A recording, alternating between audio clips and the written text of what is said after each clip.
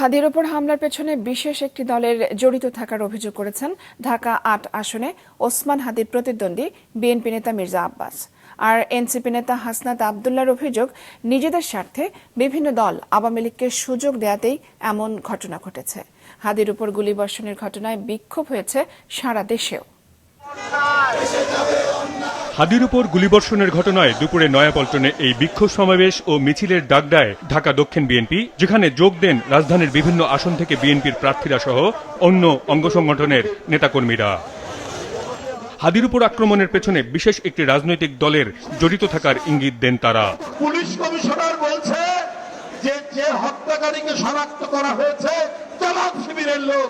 এখন আমি বলি, এটা তো বিএনপির কোন নেতার স্টেটমেন্ট না, এটা যারা তদন্তকারী কর্মকর্তা রয়েছেন, যারা রাষ্ট্রের আইনে স্বীকৃত সংস্থা, তারা বলছেন। এখন ফেসবুকে কি লিখবেন?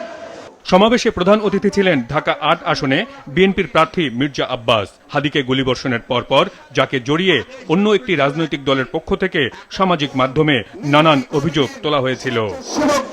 বিএনপির স্থায়ী কমিটির এই নেতা পাল্টা অভিযোগ করেন, হাদিকে গুলিবর্ষণের পরপরই যে বিশেষ রাজনৈতিক দল উস্কানিমূলক পোস্ট দিয়েছে তারাই এই পরিকল্পনার সঙ্গে যুক্ত।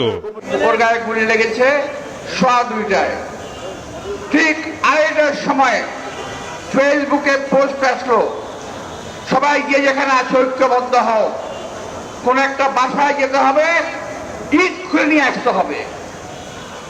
ভাবতে পারছেন ব্যাপারটা কত পরিকল্পিত?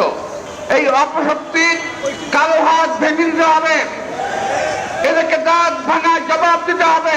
অন্যদিকে শাহবাগে হাদির সংগঠন ইনকিলাব মঞ্চের প্রতিবাদ সভায় যোগ দিয়ে এনসিপি নেতা হাসনাত আবদুল্লাহ অভিযোগ করেন, ক্ষমতায় যাওয়ার লোভে আওয়ামী লীগকে নানান সুযোগ করে দিচ্ছে বিভিন্ন রাজনৈতিক দল।